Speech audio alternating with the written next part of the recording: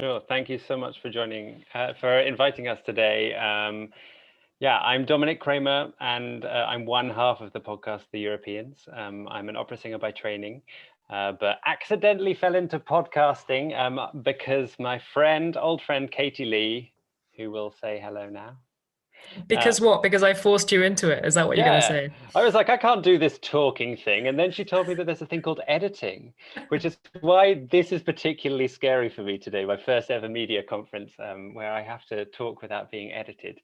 Anyway, we both are British, as you can probably hear from our accent, and we both live outside of the UK. I live in Amsterdam, Katie lives in Paris, and we were living here when the Brexit vote happened and were wondering, what's gone wrong here? Like, why are people not feeling European? Why aren't people connected to that side of their identity? And we were both obsessed with podcasts, and we just thought we'd start trying it out. And now we've been going for 3 years, and we're like a relatively successful weekly podcast. It's basically a weekly chatty show where we talk about anything and everything that happens on this incredibly sprawling continent of ours. We try our hardest to cover topics that aren't necessarily getting as much attention as we think they should do, which is why we, at the beginning, set ourselves a rule never to mention the B word, Brexit. And early on in the pandemic, we also decided never to mention the C word and never to mention Trump, because by doing that, we've really discovered that we're forced to talk about other things, and there's so many other things happening in this continent, as everyone knows. Katy, why don't you take over and tell a bit about the structure of the show? Yeah, so something that was really important when we started making this podcast was to decide what the tone was going to be. And for us, part of the reason why we wanted to make this podcast, as Dominic said, was because of Brexit. It grew out of Brexit. We were asking ourselves these questions about, why don't people feel European? And part of that, for us at least, in Britain, we really felt very strongly that Europe was presented as something that was boring and irrelevant to your life, and that Europe equals just these like old white men wearing suits who are making decisions about your life in Brussels, and you're never going to understand any of it. So part of what we want to do was to make European politics feel more accessible. And when I say European politics, I mean the politics of the European Union, but also politics in neighboring countries. We often felt, especially as Brits, but I think this is true in lots of European countries, that we knew more about American politics because the news is so dominated by American news coverage often, especially with Trump. We often felt like we knew more about American politics and life in America than we did about our own neighborhood, our own regional neighborhood. So we wanted to make a show that was accessible, that made Europe feel accessible. And we very consciously positioned ourselves as two normal, quote unquote, Europeans who were just people living in Europe who were outside the Brussels bubble. We didn't know anything about Brussels and how the Brussels machine worked. And the idea was that we would be sort of on a journey of discovery with our listeners to some extent, and trying to understand how Europe works along with our listeners. And the point of that was to make it feel accessible and hopefully quite entertaining. So that was the tone. But we also, something else that we really wanted to do was to feature other voices from across Europe. I mean, this was another big problem with the media in Britain before Brexit. You very, very rarely heard from people in other European countries, even though lots and lots of Europeans speak very good English. There was no reason why they weren't there. So an important part of our show, as soon as we started out, was, okay, every week we want to have a guest, sometimes two guests, who are doing something interesting in Europe. And in doing that, we are going to celebrate this continent as just a place where interesting stuff happens. And, we wanted people to come from all different walks of life. So in our early episodes, we had a chef, we've had musicians, we have had artists, writers, political activists, people doing lots of different things. So we have a very broad remit. We didn't want it to just be a politics podcast. And actually, I think that was your input, Dominic. My instinct, I'm a journalist, my instinct was to make it a politics show. But I think mostly thanks to you, it has become a politics and culture show. And we celebrate European culture as much as we discuss its politics. Yeah, and I had asked you actually to tell us what the format of the show was, and you were meant to go through section by section, but fine. Yeah, I'll tell you, but that was a very good explanation. Thank you, Katie.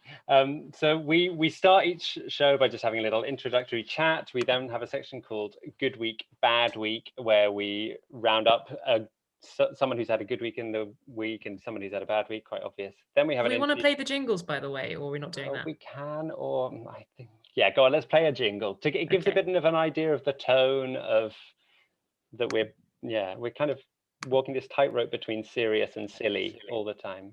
Yeah, and I think our music actually gives you quite a good idea of that. So here's our opening jingle. You can make of it what you want to make of it. Oh, sorry, 1 second.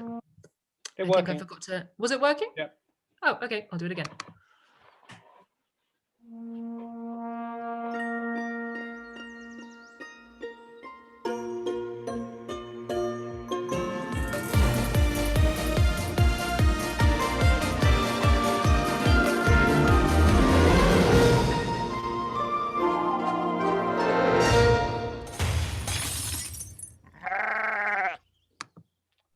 Don't ask us where the sheep is there. It's not even worth explaining.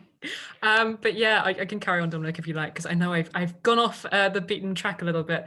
But yeah, so just to talk you through the different segments, we've tried out a few different segments over the time that we've been making this show. And that, I think, is part of the joy of making a podcast, is that you're free to experiment. I mean, it's an amazing form of art in that respect. So we tried out a few different things, but we've now sort of settled into this regular list of segments. We have a segment, one of our main segments is called Good Week, Bad Week. And that is just a way of allowing us to talk about two of the big stories that have happened in Europe that week that you might have missed. So who has had a good week? It might be, I don't know, Angela Merkel or whoever. Who has had a bad week? It might be activists in whatever country.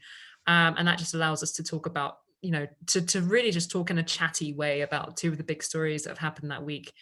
We then have our interview segment, and this was Dominic's invention very, very early on in our development of this podcast. You were very keen on the idea of us finishing the podcast each week on a happy, a positive story. Just so that, I mean, because the news can be depressing sometimes, you know. I think it was important for us to make people feel that it wasn't all doom and gloom. And some weeks it's pretty hard to find one, but we usually do hunt one down, something cheering to end the episode. Although we now also have an extra pandemic related segment where we give some culture suggestions, isolation inspiration, which people seem to really like. I thought we'd talk about how we started out and talk about the fact that actually podcasting is a really difficult thing to start. I mean, in a way, it's really easy. You just need a microphone and your computer. But I think most people who've had any experience with it will realize that actually building an audience from scratch as an independent organization, or as not even an organization, just as two people, is the odds are stacked against you. And we found that challenging at the beginning, but we quickly had some lucky breaks. We were also podcasting through Anchor in its early days before it was taken over by Spotify. And it was at the time when they were just quite a small startup, and we could actually talk directly to their employees. And it turned out that a few of them listened to our show and liked it, so started promoting us and kind of working for free to promote us to iTunes. And we quickly got into the holy grail of the new and noteworthy list on Apple Podcasts, or it was called iTunes back in the olden days, in both the US and the UK. And then we got onto a BuzzFeed list of the best podcasts, best 27 podcasts of 2017, 18. And that just it was that alone that kick-started us and meant we suddenly had this significant audience every week, which is amazing. Yeah, but it's definitely true to say that, you know, as you say, Dominic, starting this out, everybody always thinks, and I think the way that people have started talking about podcasting over the last few years, it's like anyone can do it. You can become a star. And we all know that's not really true. And certainly in the English speaking world, perhaps it's different in other regions. Most of the biggest, most popular podcasts are made by people who are either celebrity hosts, so they already have this massive following, or they're made by huge news organizations. To start out as just two people in our bedrooms recording Yeah, it's been a real journey, and in some ways, it's kind of amazing that we're still doing this. I think it helped that I trained as a broadcast journalist, and part of the reason I wanted to make the podcast in the first place was that I accidentally became a print journalist, so I wasn't using these skills of making audio that I trained in, and which was always something that I meant to do. I always wanted to become a radio journalist, and I kind of became a print journalist by accident. So it definitely really helped having those skills and being able to edit the show. And also something that is really important actually in the early days. I was working at the time, and I still am working for Agence France Presse, which is a news organization, French-based international news agency. And because of this, I had colleagues and contacts all over Europe, lots of journalists. So in the early days, when we had about 5 listeners, it was easy to convince people to come on the show even though we didn't have a massive listener base, right? Because that can be a big obstacle if you are, how do you get an audience if no one is going to come on your show? But we managed it. Starting out, something that was kind of interesting, and I think we did more than other people, was we recorded a lot of practice episodes. Sasha and Kate, I know you said you recorded a pilot, but I think we recorded about 10 because we were so scared of putting our voices on the internet, and we didn't know if we were going to have the right chemistry to make it work. But I think it's turned out okay. Yeah, it really helped. And taking us more into the present day now. So we now have grown and have a team of producer editors working with us, which is kind of vital because both Katy and I have actually full-time jobs aside from the podcast. So it was becoming impossible to keep up with everything. And we have merged with a magazine, a really great European magazine called Are We Europe, who were looking to build their audio department, and we were looking to kind of have a bit more help. And together we've been applying for grants, and we've won some of them, which is why we can pay for these editors. Yeah, I guess we should talk a bit about how we have monetized this podcast to the extent that we have. We haven't, it's never really been our priority. And I think we could focus a lot better on it, but we do have a Patreon, and it does work quite well for us. We love the contact with our listeners through that. We have about 230 regular Patreons, and that does really help keep the podcast going. I mean, we can pay people a bit to work for us. But the main chunk of our financing has been through grants, specific grants from charities, and we won a few prizes as well, which also really helped. So it's not, at the moment, it's not really a viable business because we're not making much money from advertising in the long run.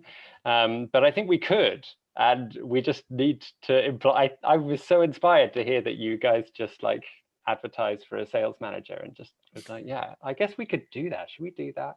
We really need to do that. We've been very lazy about finding advertising. We have had some advertising on the podcast, but yeah, as Dominic says, it's largely grant funding. We're hugely grateful to have been supported by a few organizations, including the European Cultural Foundation, and most recently we've been working with Allianz Kulturstiftung in Germany.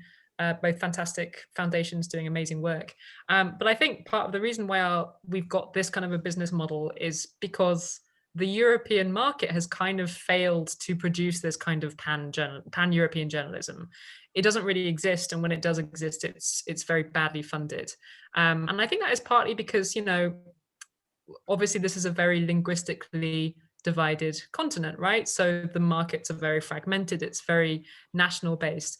But there is this emerging market, I think, because there are so many people that speak fantastic English now, there is this growing market for a growing audience for media that is pan-European in perspective and zooms out a little bit and is less obsessed with the national, whatever political scandal is happening in this one country at one time. So we've definitely found that. I mean, the reason we started this podcast was partly because we felt there was a gap in the market. But there is also certainly a lack of funding by the market for this kind of journalism. So yeah, we've been super lucky to be supported by organizations like Allianz Kulturstiftung who feel like this should exist. There should be a European public space, and and pan-European journalism that serves the audience of the continent as a whole. Yeah, and I would round up by saying we are now moving into a slightly different direction with our podcast. We're going to carry on doing our weekly show, but we're starting to produce more narrative nonfiction podcasts as well, partly because we feel there isn't enough of that in a pan-European context, and that everyone in Europe or everyone in Britain and the English-speaking podcast market is still just listening to This American Life and Radiolab as the beacons of narrative podcast making. And we feel like there's so much talent in Europe, and we're working with some amazing producers, and there are so many amazing stories to be told here, some of which end up being told on This American Life. Like there was an whole episode about the Amsterdam fire service, and I was like, why is this being told on This American Life? We need these stories to be told on European platforms. And we're currently working on some really exciting projects with that I think will hopefully help with some of that discrepancy at the moment. Yeah, so it's super exciting.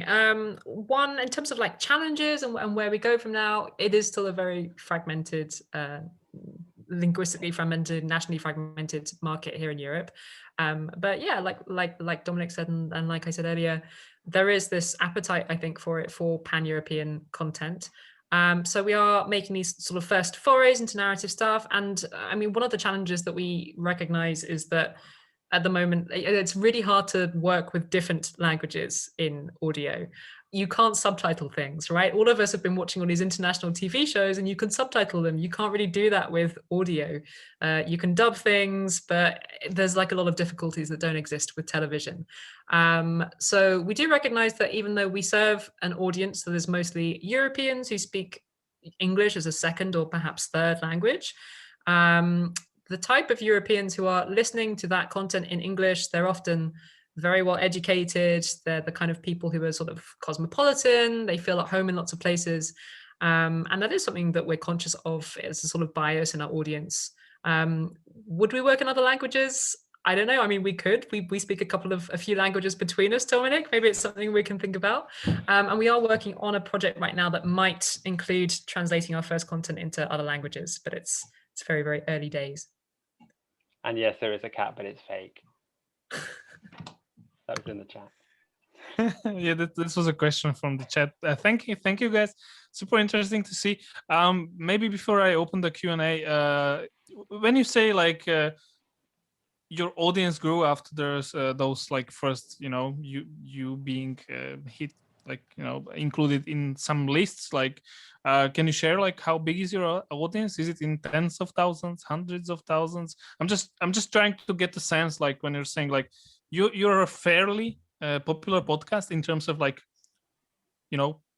cross-country pan-European media style. So there are like I cannot think of actually another one which is like similar to yours. I mean, there are like English podcasts obviously listened in more countries, but like I really can't think of like one that is like has this idea like, no, we want to cover the whole of Europe, not just like Germany, France, and Britain when it used to be part of Europe. So is it something that you can share, or just like maybe give us a sense of like if you say big, how big is it? Yeah, I'll let you answer that, Dominic, because I've realized my charge has been unplugged. I have to go find the other end. Yeah, Katie leaves me to squirm. Sorry. Yeah, our listeners, it's not a huge listenership by, I think, American or most national standards. But yeah, we get about between 30 and 60,000 listens a month, which, yeah, adds up to quite a few listeners.